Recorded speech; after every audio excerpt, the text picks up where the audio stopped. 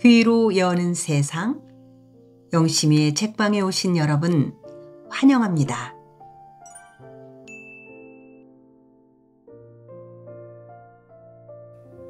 지금 우리는 한승원님의 동학제 제7권 3편을 함께하고 있습니다. 지난 2편에서 악산이는 고참봉 집에 불을 지르고 자기도 평산이처럼 동학군을 따라 나설 준비를 합니다. 그런데 이바우의 아내 구름예가 이미 대문간채, 사랑채, 안채를 불태워버립니다. 또한 이인한, 이우암, 평산이는 다시 봉기를 하기 위해서 길을 떠났습니다. 이들이 북상하는 길로 우리 함께 따라갑니다. 제7권 석대들의 내리는 눈.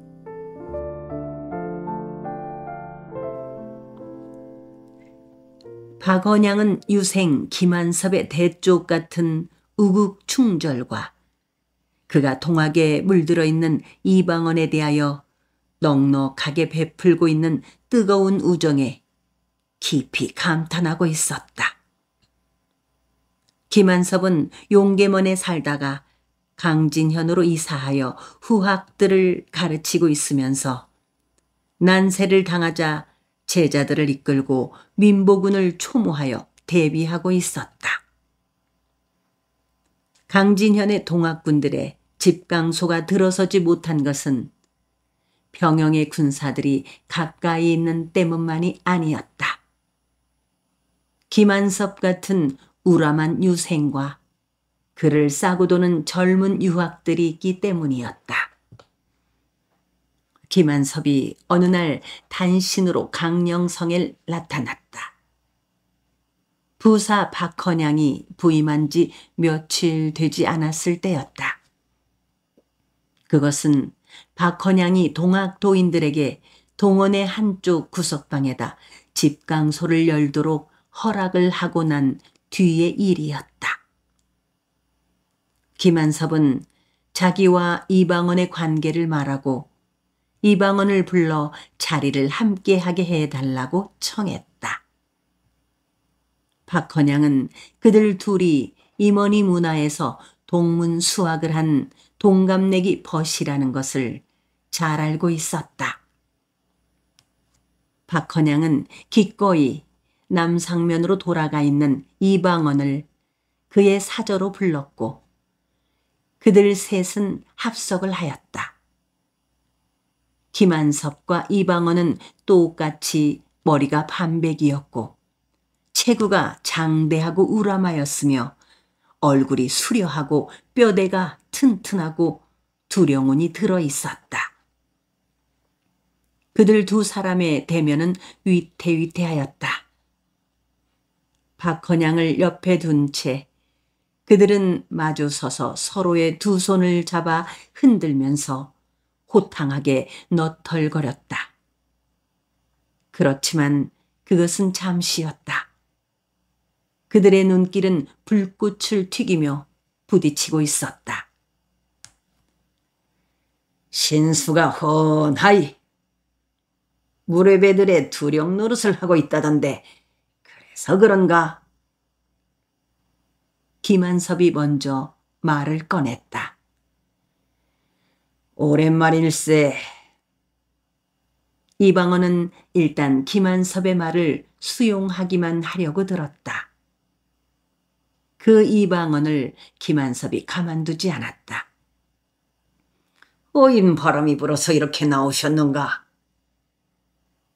운영궁 쪽 바람하고 이방원 쪽 바람하고 서로 엉키어 회오리를 치곤 한다던데 그래서 납시였던가?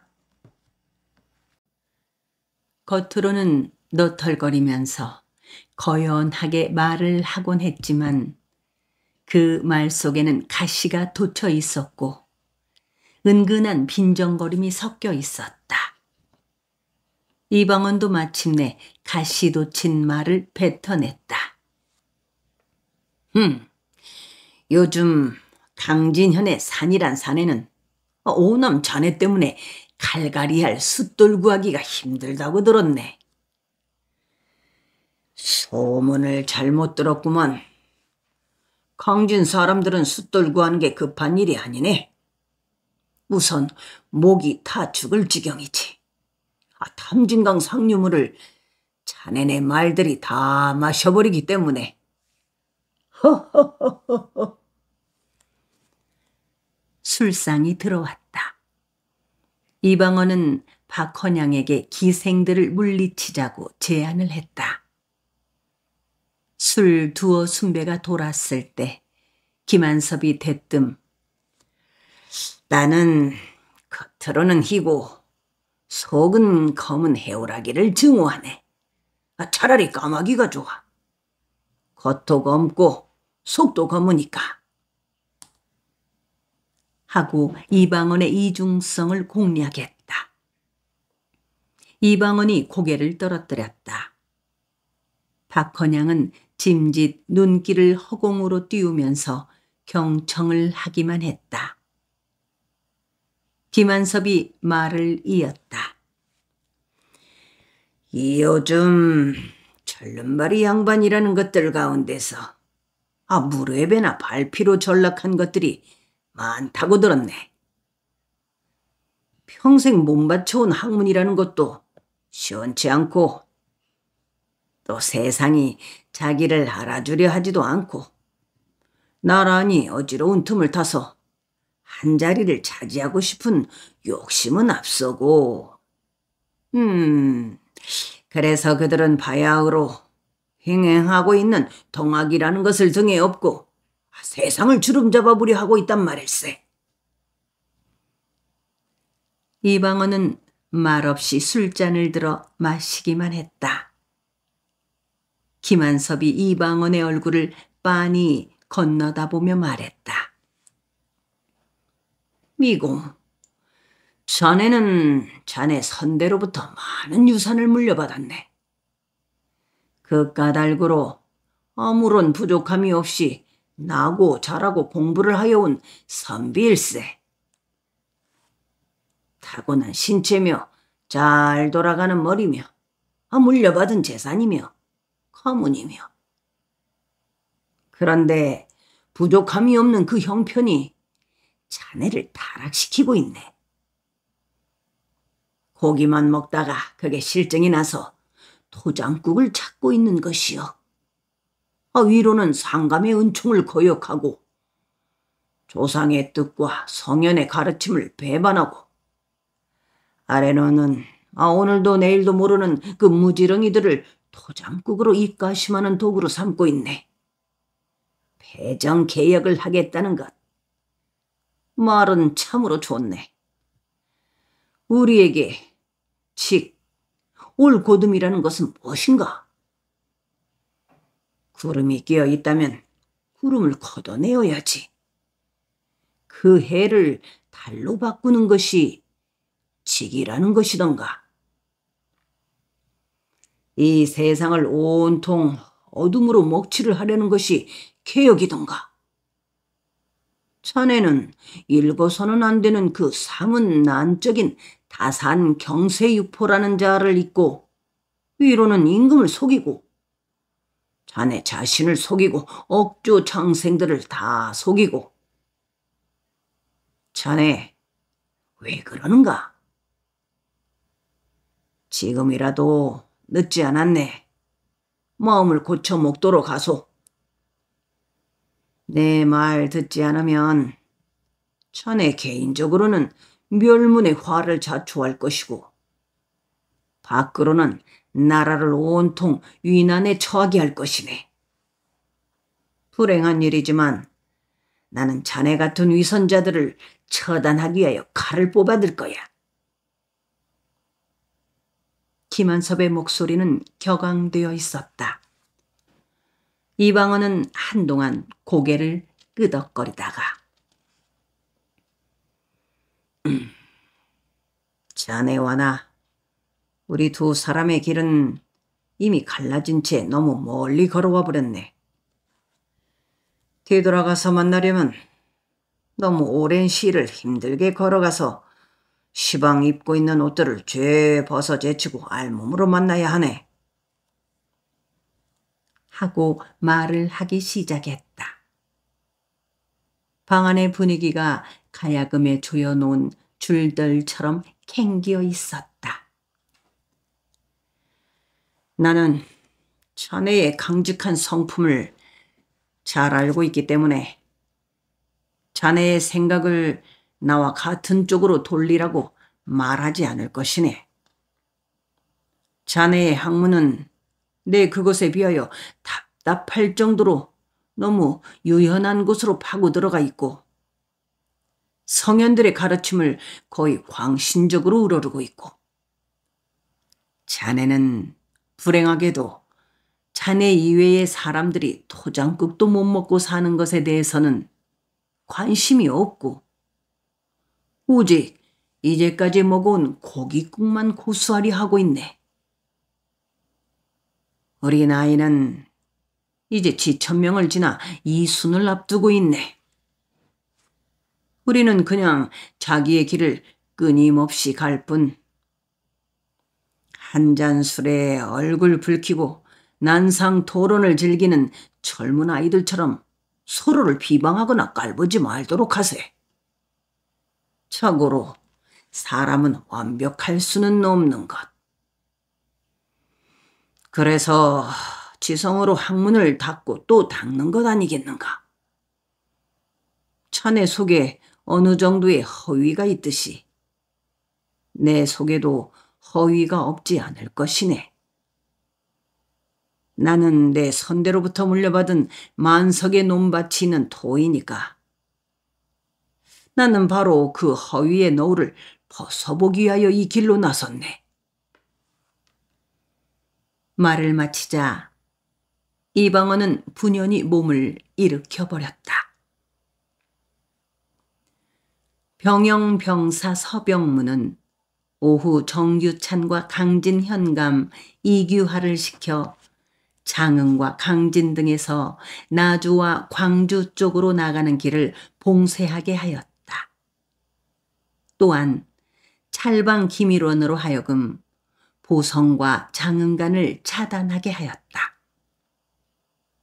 이방원 접과 홍순서 접과 뒤늦게 봉기한 이사경 접, 구교철 접, 김학상 접은 각기 자기들의 면으로 돌아갔고 자기들이 개설한 집강소를 중심으로 운거하고 있었다. 그러면서 서로 간에 긴밀히 정보를 주고받았다. 관군과 수성군과 민보군은 함부로 강변의 집강소를 침범하려 하지 않았다. 물론 동학군들도 섣부르게 상대 쪽을 건드리려고 하지 않았다. 장흥부 안에서는 당분간 팽팽한 긴장감이 감도는 소강 상태가 시작되었다. 삼리에 운거한 전봉준 본대와 관군이나 일본군과의 접전 결과를 지켜보면서 조련을 부지런히 하고 있었다.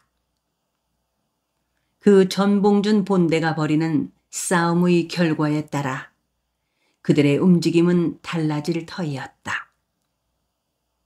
전봉준의 본대를 도우러 쳐 올라갈 수도 있고 위에서 내려오는 본대와 함께 장령성을 때려칠 수도 있는 것이었다. 관군과 수성군은 수성을 철저히 하는 한편 자기 편인 강면의 민보군들과 은밀히 정보를 주고받으면서 조련을 계속하고 있었다. 강면의 민보군들도 조련을 계속하였다. 구림의 민보군들은 이난의 동학군 부대가 삼례로 올라가 버리고 없으므로 자기들 세상이었다. 그들은 동학 도인의 가족들을 향해 이를 갈면서 조련을 했다. 장령성에서 통기가 오기만 하면 떨치고 나설 참이었다.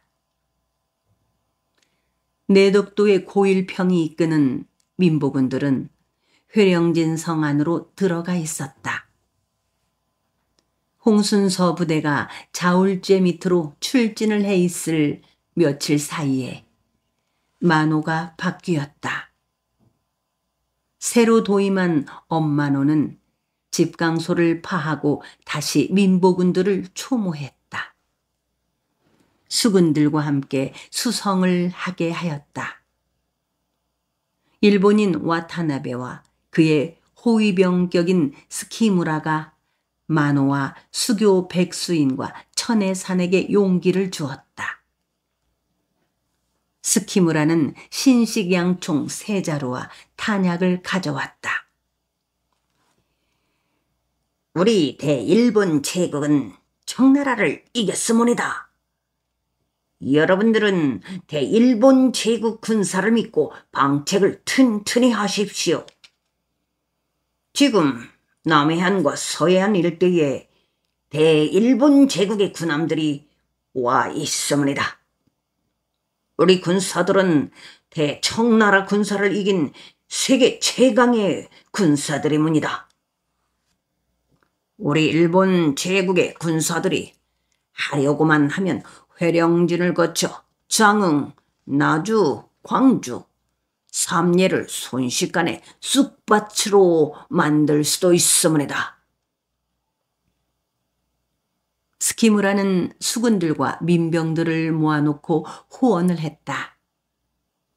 천혜사는 이제 확신이 생겼다. 그렇지만 그는 동학군 쪽에 걸쳤던 다리를 함부로 거두어 들여서는 안 된다고 생각했다.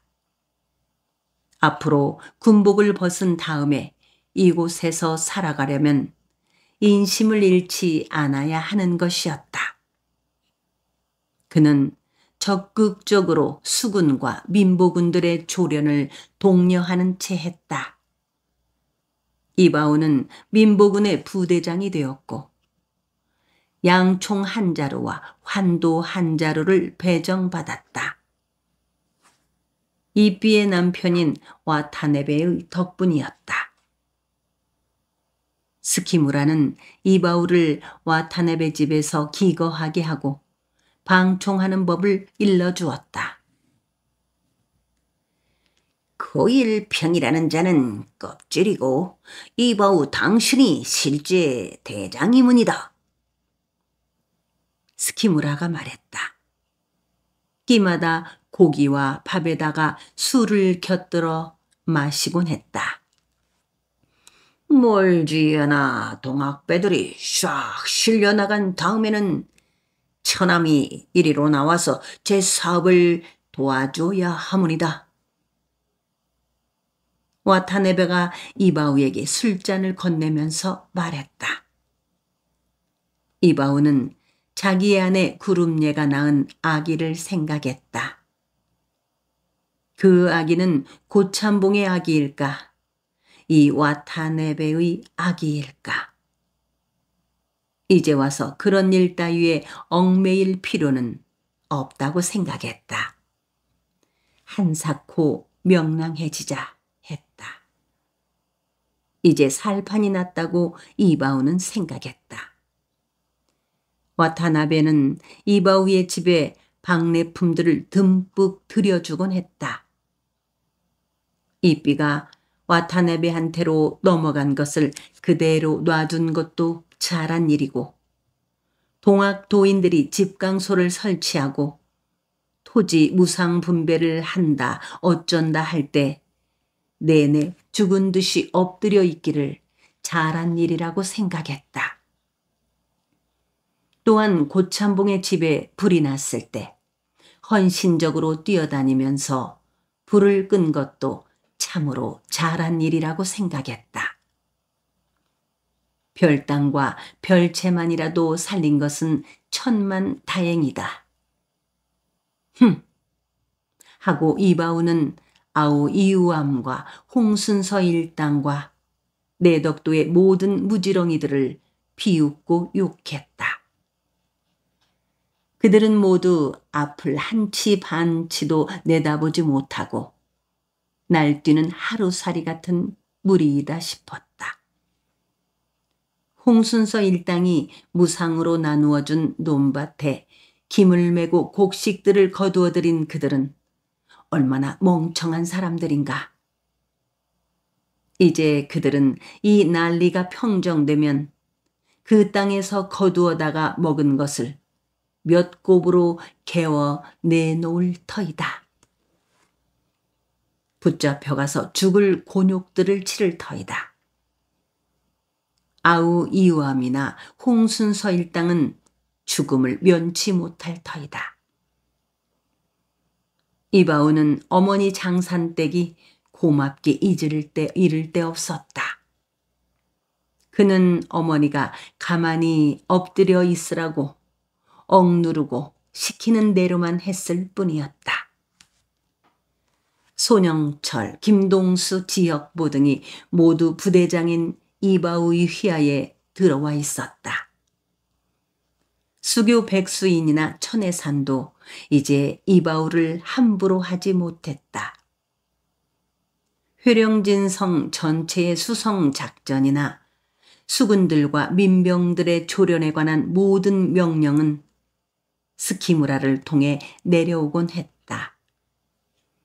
민병대장 고일평은 꼭두각시에 지나지 않았다. 스키무라는 이바오를 불러 지시하곤 했다. 이바오는 주먹을 불끈 쥐었다. 항상 자기를 무시하고 아우 우암만을 똑똑하고 야무지다고 축혀 세우곤 하던 아버지 이마동의 얼굴을 떠올렸다. 가족들을 모두 관제만 당하게 하며 자기 혼자 떠돌다가 타관 고혼이 된 아버지의 영령을 향해 이바오는 당당하게 말했다.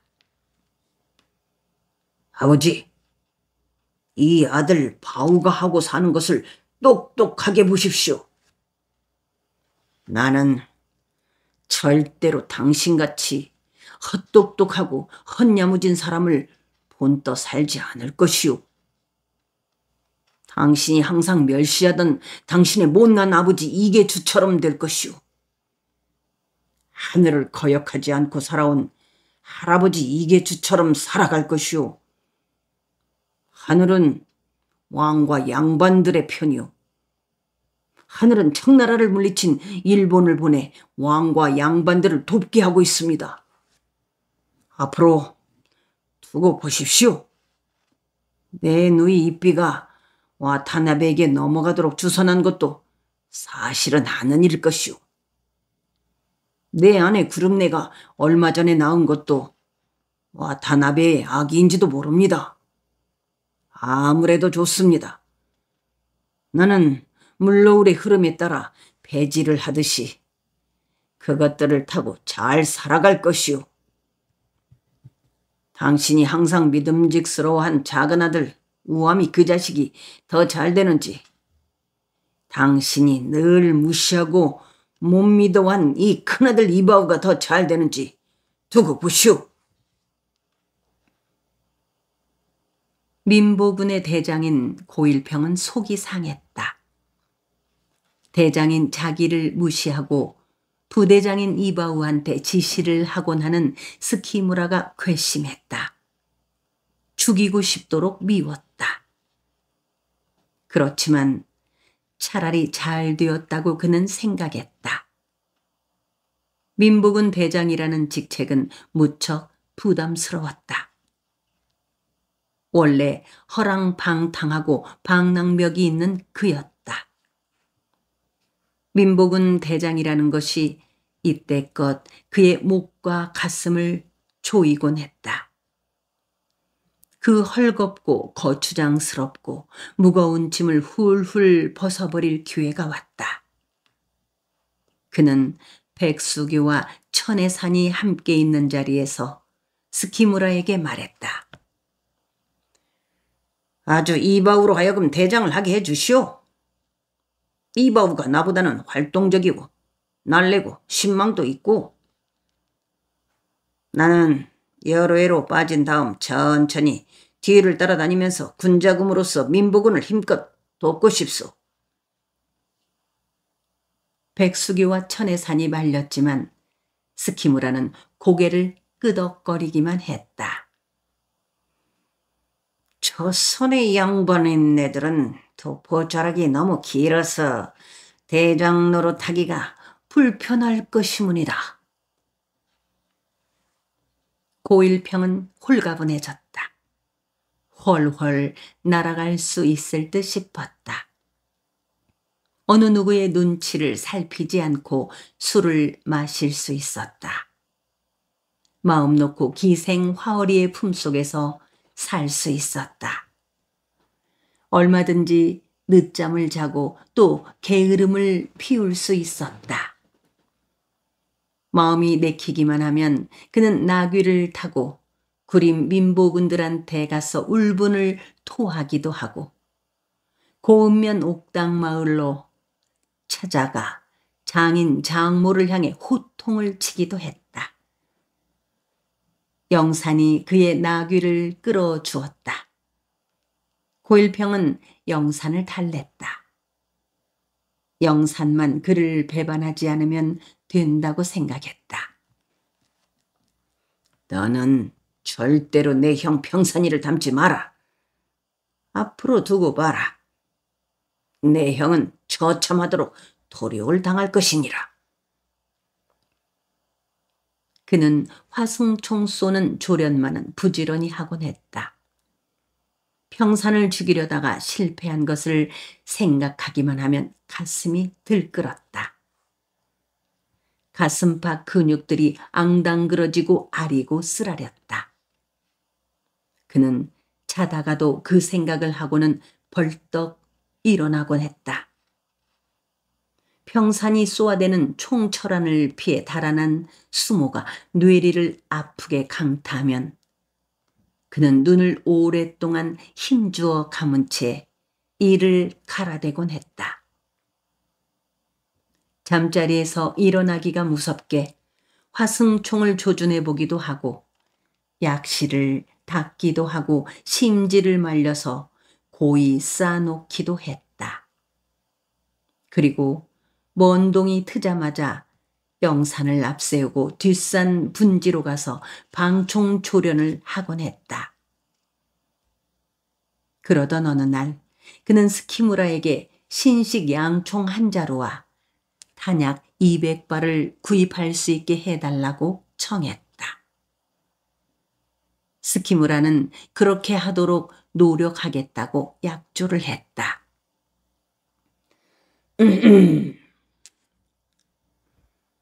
고일평은 큰 기침을 하곤 했다. 양총을 손에 쥐기만 한다면 이제는 정말로 무서울 것이 없어지게 된다. 얼른 평산이 놈이 돌아왔으면 좋겠다고 생각했다. 그놈을 양총으로 쏘아 죽이겠다고 생각했다. 홍순서는 회령진성 안에 집강소로 들어가지 않고 곧바로 내덕도 도둑골로 들어갔다. 자울지에서 돌아오는 홍순서에게 통기가 왔던 것이다. 회령진 수군 장교 천혜산이 은밀하게 보낸 통기였다. 수군과 민병들이 신식양총으로 무장을 하고 있을 뿐만 아니라 일본 무사 스키무라의 지휘를 받아 수성태세를 단단히 갖추고 있으므로 맞부딪히지 말라는 것이었다. 만일 회령진으로 다시 들어가면 피를 보지 않을 수 없을 터이었다. 이바후가 대장이 되었다는구먼. 김동만이 말했다. 형제판에 잘한다. 잘해. 아우는 동학군 대장의 기실이고 형은 수성 민보군 대장이고. 김육손이 빈정거렸다. 고이철은 자꾸 우울해지는 마음을 주체할 수 없었다. 예감 때문이었다. 일이 자꾸 비뚤어져 가고 있다 싶었다. 청나라가 그렇게 쉽게 무너질 줄은 미처 몰랐다. 대국인 청나라를 무너뜨린 일본 군사는 얼마나 강할까? 그 일본군들을 상대로 우리가 싸워 이길 수 있을까? 그 일본군들에게 덤벼드는 우리는 불로 뛰어드는 분화비와 다를 것이 무언가? 우리 도인 200여 명이 회령진 물목을 지키고 있다고 해서 일본의 막강한 군사들이 상륙하기를 두려워할 것인가? 우리의 군사력은 홍수 앞에 모래두개 지나지 않을 것이다. 고이철은 절망했다. 죽기 아니면 일패도지하고 후일을 기약하는 것이 우리 앞에 남아있을 뿐이다. 그렇지만 고이철은 끝까지 최선을 다하자고 생각했다. 자기와 홍순서를 따르고 있는 도인들을 절망하게 할 수는 없었다. 더구나 새로 입도하여 그를 따르는 악산의 반짝거리는 눈빛이 두려워지곤 했다. 악산은 고이철의 종노릇을 하려들었다. 고이철이 싫다는데도 기어이 소새알물을 떠다 주려 하고 밥을 타다 주려 하고 이부자리를 깔아 주려고 들었다. 새로 신는 집신의 뒤태에 부드러운 헝겊을 감아주고 버선을 새 것으로 갈아주려고 들었다. 대장인 홍순서가 신경 쓸 틈을 주지 않고 고이철은 내덕도의 5개 마을에서 곡식을 거두어 날랐다. 소못과 버선들을 지어오게 하였다. 이영을 엮어 울을 치게 하고 차이를 쳐 지붕을 만들게 하였다. 구들장을 놓아 불을 지필 수 있게 했다. 이 도둑굴에서 웅거한 채 겨울을 나게 될지도 모르는 것이었다. 도인들에게 하루 3차례씩 심고를 하게 하고 아침 저녁 2~3차례씩 산 꼭대기까지 뛰어 올라갔다가 오게 하고 칼 쓰고 활 쏘고 화승총 쏘는 조련을 하게 하였다. 나는 일본 군사를 몰아내는 것은 둘째, 셋째 문제라고 생각을 합니다. 우리는 우리가 패정개혁을 하고 내덕도 사람들한테 토지를 무상으로 평균 분배한 것에 대하여 끝까지 책임을 져야 하기 때문에 그 책임을 다하기 위해서 싸워야 한다고 생각합니다. 삼례로 모여들고 있는 우리 모든 도인들도 나하고 똑같은 생각들을 가지고 있을 것이오. 일본 군사들을 몰아내고 한양성을 공략하여 정권을 우리 손에 넣으려 하는 것도 우리 뜻대로 살아가려고 그러는 것이오. 삼례 본대가 설사 한양성을 함락하지 못하고 중간에서 무너진다 할지라도 우리는 마을로 내려가지 못합니다. 내려가 보아야 죽는 길밖에는 다른 도리가 없습니다. 고이철은 솔직하게 자기의 마음을 털어놓았다. 도인들의 마음이 참담하게 일그러질 듯 싶어 희망과 용기를 주는 말을 덧붙여 주었다. 그렇지만 우리 도인들에게는 우리를 감싸주는 백성들이 있습니다. 고기는 물에서 놉니다. 우리 의병들이 물고기라면 백성들은 물인 것입니다. 저 수성군이나 그쪽에 붙어있는 민보군이라는 자들은 물을 잃은 것이고 우리는 물을 얻었습니다. 우리들은 다급하면 물속으로 숨을 수 있지만 저들은 숨을 수 없어요. 그렇기 때문에 관군과 일본군들이 제 아무리 막강하다고 할지라도 우리 동학군들은 그들을 일당 100, 일당 1000으로 대적할 수가 있을 것이오. 이렇게 말을 하면서 고이철은 또 절망했다. 오합지졸인 우리가 어떻게 신식무기를 가진 일본군을 일당 100, 일당 1000으로 대적한단 말인가. 전주성 밖의 완산봉 싸움에서 경군의 신식무기 앞에 허옇게 쓰러지던 동학군들을 보지 않았는가. 아무런 힘도 영험도 주술력도 없는 부적을 등에 붙이고 허무맹랑한 주문을 외면서 진격하다가 죽거나 뿔뿔이 흩어져 달아나던 무지렁이 동학 도인들의 모습을 똑똑히 보고 온 내가 어떻게 이런 거짓말을 할 수 있단 말인가. 큰 고기를 노리는 무리.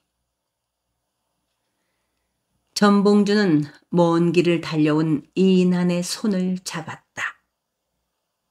그들은 아무런 말도 주고받지 않았다. 이인한은 이때껏 봉기 시기를 질질 끌어온 전봉준의 처사를 불만스러워하고 있었다. 전봉준은 청나라와 일본의 싸움에서 청나라가 이기기를 기다리고 있었다. 그는 1차적으로 청나라의 보호 속에서 대원군 이하응과 손을 잡고 패정개혁을 하고 싶어한 것이었다. 이인한은 전봉준의 그러한 속을 읽고 있었다. 전봉준도 이인한의 눈길에서 자기에 대한 불만스러움을 읽었다.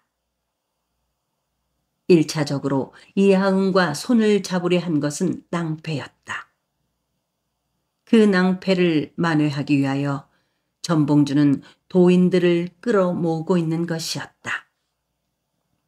그는 이인한의 손을 굳게 잡은 채 말없이 흔들어댔다.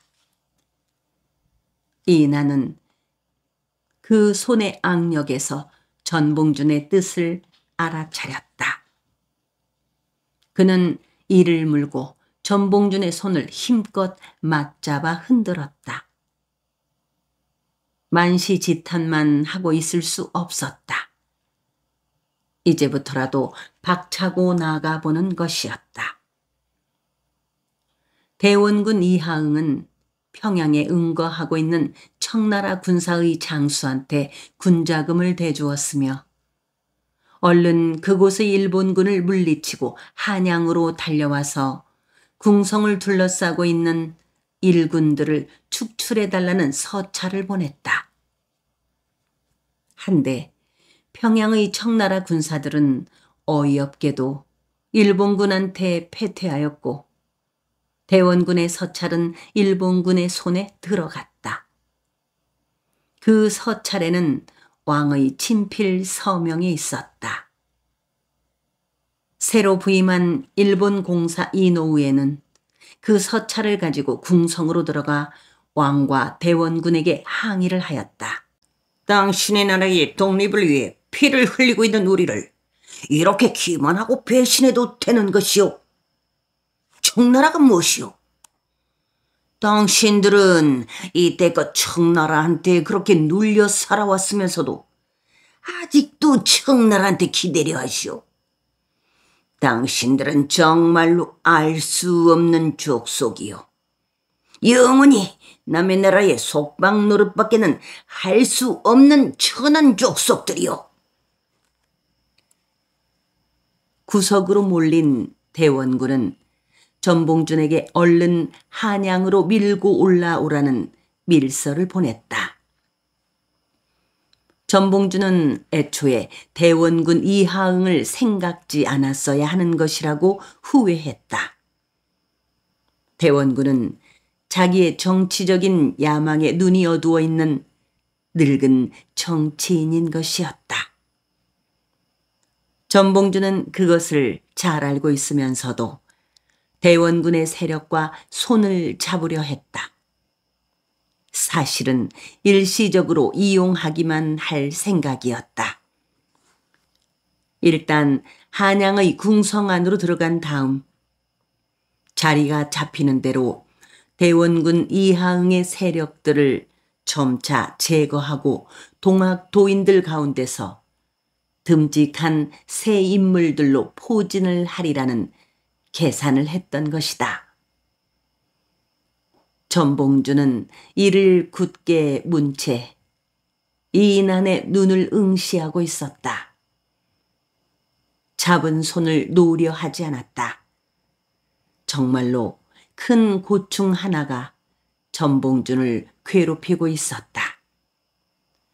새로이 봉기를 하고 난 그의 앞에 드높은 장벽 하나가 앞을 가로막고 있었다. 그것은 최시영, 손천민, 손병희, 김연국 등의 북접이었다.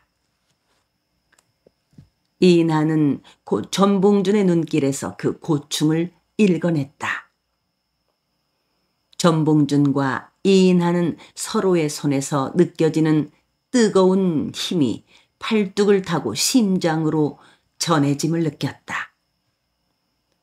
전봉준은 한 사람의 힘이라도 더 보태고 싶었다.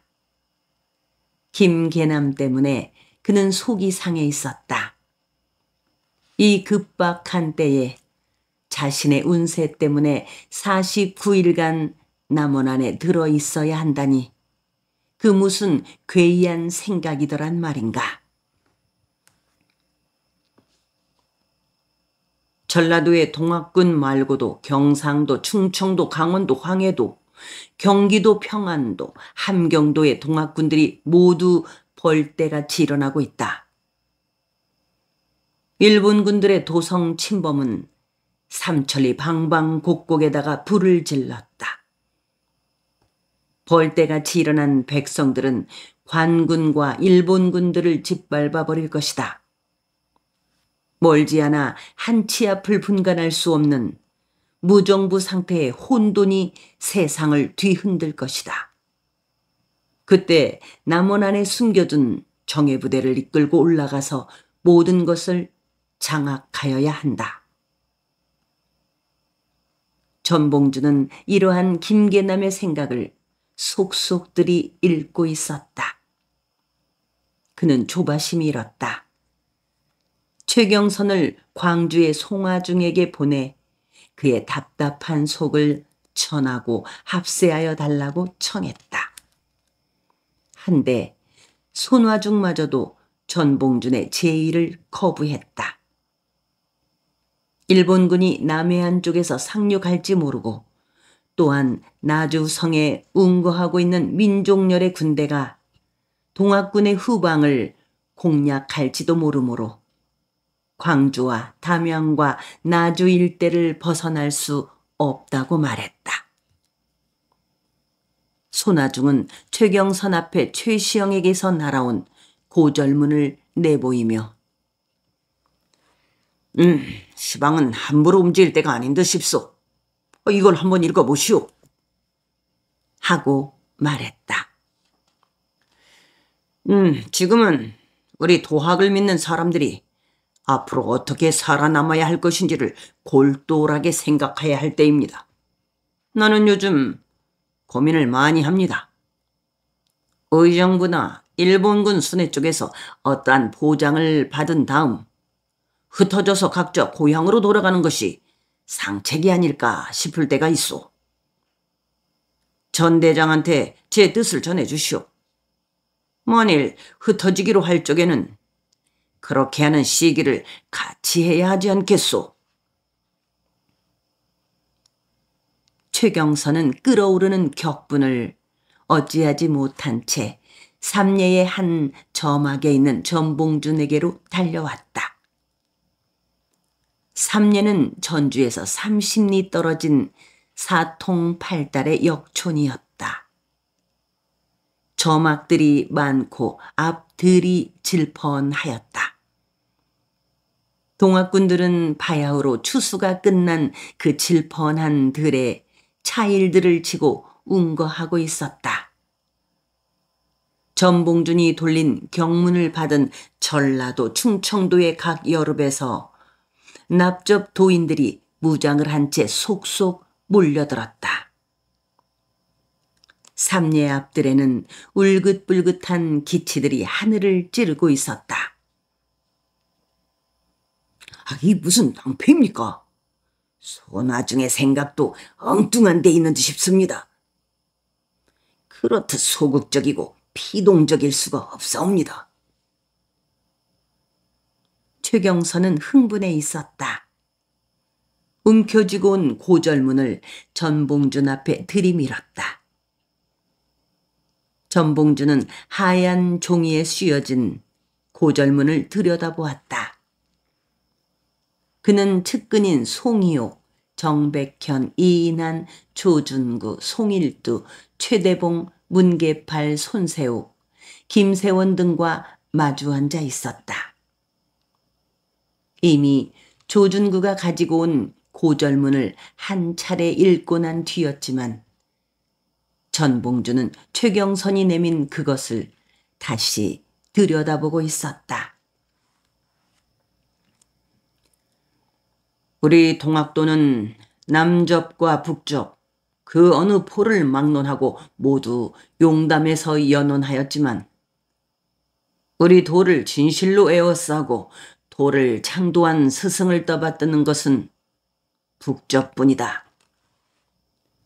호남의 전봉준과 호서의 서장옥은 따로 문호를 지어 남접이라 이름 짓고서 창의한다는 핑계로 평민을 침탈하고 우리 도인들을 죽음에 이르게 하는 것이 극도에 이르렀다.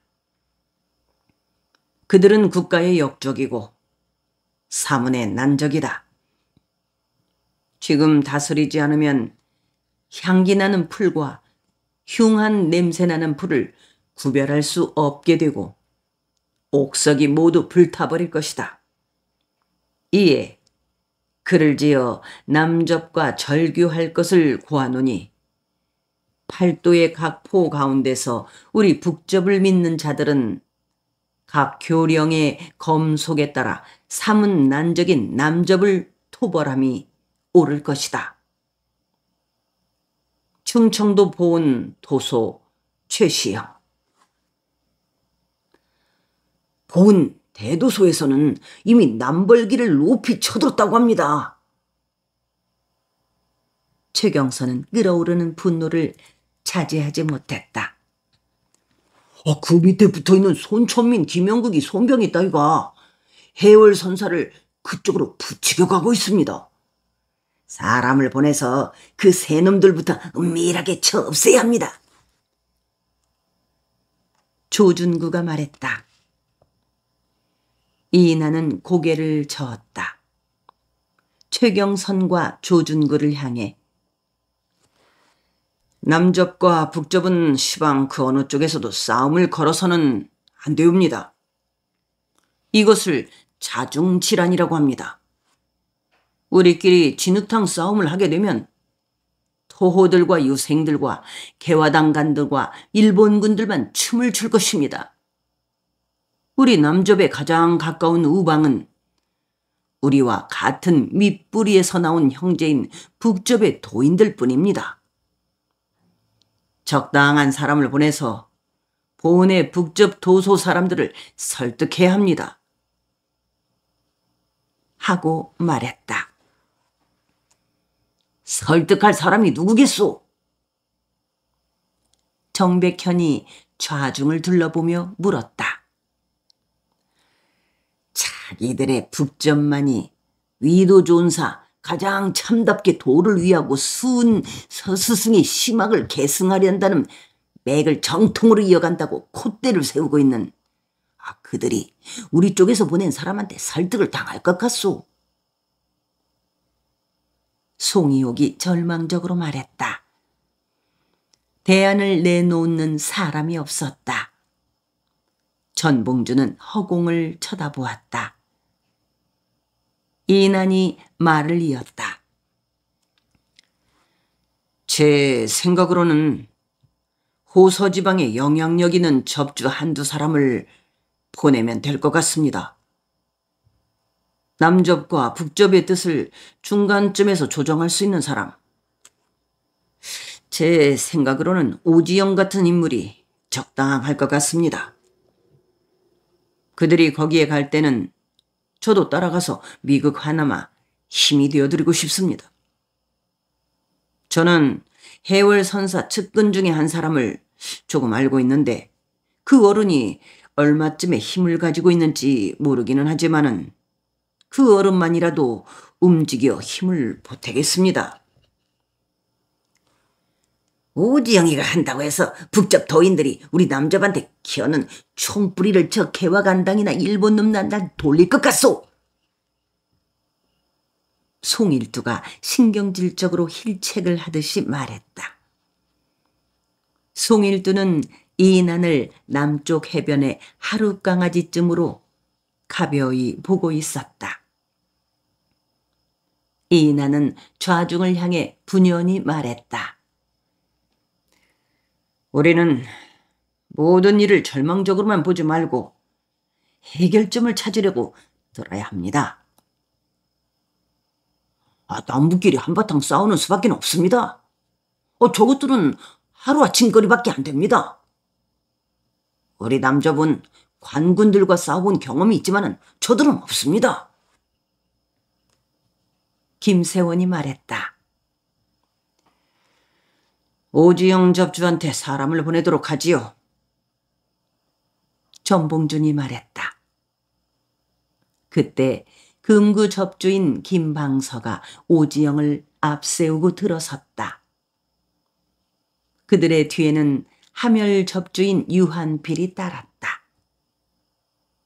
전봉준은 몸을 벌떡 일으켰고 들어서는 세 사람의 손을 한꺼번에 모아 잡아 흔들었다. 오접주, 김접주, 유접주, 이 세 접주가 이 일에 나서는 것은 하늘님의 조화입니다.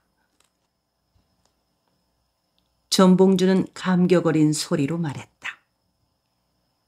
그들에겐 말이 필요 없었다. 새 접주는 전봉준을 향해 고개를 힘껏 끄덕거렸을 뿐이었다. 오랫동안 그들 사이에 침묵이 감돌았다. 그들을 지켜보는 사람들의 가슴도 뜨겁게 부풀어 올랐다. 사람들의 숨결이 거칠어졌고 촛불이 견디지 못하고 심하게 일렁거렸다. 오지영, 김방서, 유한필, 이인한 등 네 접주의 뜻은 우리 남접의 모든 접주나 도인들이 바라던 바요. 본으로 가는 네 접주의 어깨가 무겁게 되었습니다. 저는 네 접주가 본으로 간 다음 논산으로 군진을 옮겨놓고 북접이 우리와 합세하여 오기를 기다릴 것이오. 전봉주는 오지영, 김방서, 이인한, 유한필과 소매를 나누면서 자신만만하게 말했다. 이튿날 밤 충청도 보은의 한 저막 안에 촛불이 검은 그름을 이리저리 내저으면서 방안을 밝히고 있었다. 밤이 깊어가고 있었다. 가까운 산에서 부엉이가 울고 있었다. 찬바람이 마당을 쓸고 지나갔다. 낙엽들이 굴렀다. 저막 앞에 세워놓은 깃발들이 펄럭거렸다. 보제 창생, 위도 촌사라는 깃발들이었다. 그 속에 남벌이라는 깃발도 하나 있었다. 방 안에는 팽팽한 긴장감이 돌았다. 아랫목 상석에 최시영이 앉고 그 옆에 손천민, 손병희, 이용구, 김연국이 앉아 있었다. 조천길과 이사경이 안쪽 바람벽을 등진 채 앉아 있었다. 그들을 마주한 윗목 파란벽을 등진 채 오지영, 김방서, 유한필, 이인환이 앉아 있었다. 남벌기를 만들어 달라니. 스승님, 이 무슨 해교한 일이십니까? 언니가 어떻게 아우를 친단 말이옵니까? 오지영이 최시영을 향해 말하고 나서 손천민, 김연국, 이용구를 차례로 둘러보았다. 남벌을 하자고 최시영을 부추긴 것은 손천민, 김연국, 이용구였다. 손병희는 천장을 쳐다보고 있었다. 손병희는 최시영, 손천민, 김연국, 이용구에 대하여 늘 불만스러워하고 있었다. 손병희는 전봉준 등이 1차 봉기를 할 때부터 북접 쪽에서도 호응을 하자는 의견을 내놓곤 했다. 그는 최시영에게 늘 행동을 하는 쪽으로 나아가자는 주문을 하여 왔던 것이다. 최시영은 손병희를 흘끗 살폈다. 그는 손병희를 두려워하면서도 가장 믿음직스러워했다. 그를 따르는 제자들 가운데서 가장 힘도 좋고 영특하고 대가 차고 강단지고 의협심이 강하고 포용력이 남다르고 호탕했다. 어려운 시기에 동학의 정통을 이어갈 수 있는 사람은 손병희뿐이라고 마음속으로 점 찍어 놓고 있었다. 손병희에게 부족한 것은 참고 기다리는 습성이라고 그는 아쉬워하고 있었다. 최시영은 손병희가 청주 아전인 손두흥의 서자라는 사실에 호감이 갔다. 손병희는 현실 사회에 대단한 불만을 한껏 가지고 있었다. 최시영을 만나기 이전까지 손병희는 근처의 무료배나 발피의 우두머리 노릇을 하며 살아왔다. 최시영의 저막을 둘러싸고 지키는 도인들은 손병희를 수족같이 따르는 무료배나 발피 출신의 부하들이었다. 그 부하들은 손병희가 죽으라면 죽는 신용까지 할 사람들이었다. 그 부하들 속에는 무지렁이들, 떠돌이들, 먹물이 든 서자들, 백정의 자식들, 옹기장이 자식들, 무당 자식들, 청주 근교의 농투성이들, 도망쳐 나온 종들이 들어있었다. 손병희는 부하들이 처한 어려움을 보면 목숨을 아끼지 않고 덤벼들어 구해주곤 했다. 그들의 부모나 형제가 앓고 있거나 굶고 있으면 자기 집에 있는 곡식을 끌어내다가 주고 어머니의 폐물들을 훔쳐다가 약시시를 하게 해주었다. 초상이 나면 손수 염을 해주고 산역을 앞장서서 해주곤 했다. 손병희와 한번 인연한 부하는 어떠한 경우라도 배반하지 않고 목숨을 바쳐 따르려 하는 까닭이 거기 있었다.